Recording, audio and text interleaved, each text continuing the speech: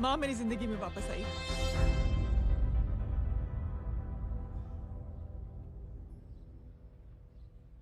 खत्म कर दो इस लड़ाई को यहीं पे जय। चाहे तुम्हें माफी मांगनी पड़े या कुछ भी करना पड़े, प्लीज मेरी खातिर।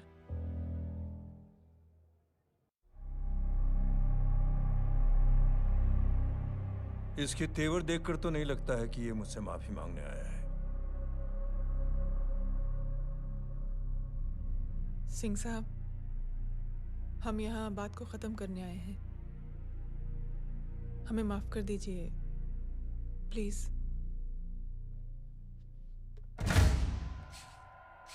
मेरी आंखें जरा कमजोर है, चेहरा ठीक से दिखाई नहीं दे रहा।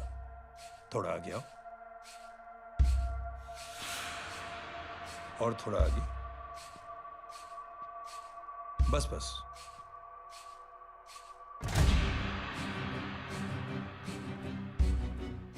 अब अपनी दाएं तरफ जाओ।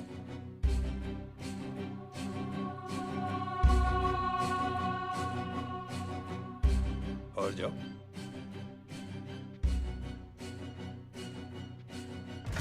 बस बस रुक जाओ, थोड़ा आगे।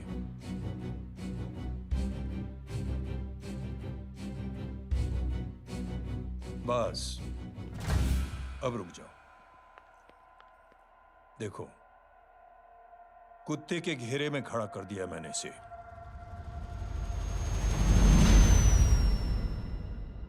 अब तो तुम खुश हो? नहीं पापा, जिस तरह सबके सामने इसने आपकी दामाद की बेइज्जती की है, उसी तरह सबके सामने इसकी बेइज्जती होनी चाहिए। चलो ठीक है, तुम भी अपनी भड़ास निकाल लो। जाओ।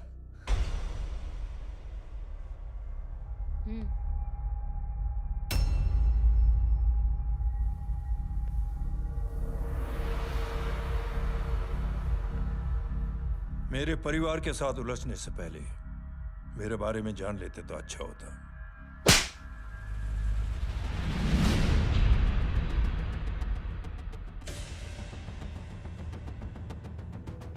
एक पत्रकार ने हमारे खिलाफ बहुत गलत लिखा, बहुत गलत। हमने उसके हाथ कटवा दिए।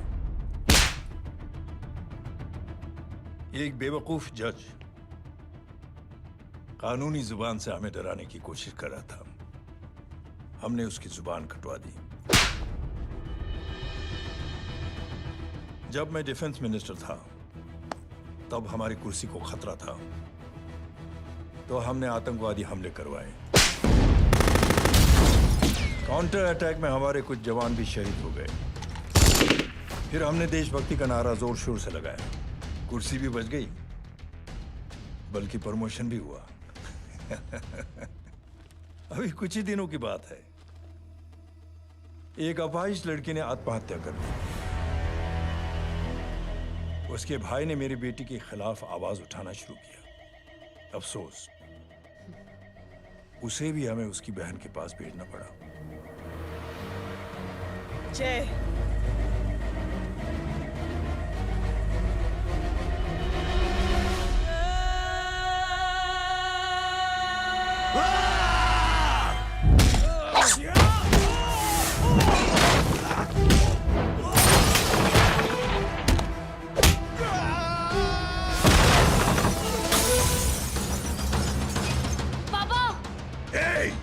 छोड़ो उसे। I said release him. छोड़ो उसे। दशरथ सिंह, दुनिया गोल ही नहीं छोटी भी है। तुझ जैसे कमीने लोगों की हरकतों की वजह से हम जैसे आम लोगों को बहुत तकलीफ होती है, जिसका तुझे अंदाजा भी नहीं है। लेकिन इस बार तू गलत जगह भिड़ गया।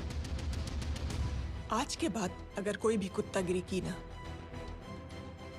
तो मेरा भाई तुझे कुत्ते की जगह खड़ा ही नहीं करेगा, बल्कि कुत्ता बना के छोड़ेगा।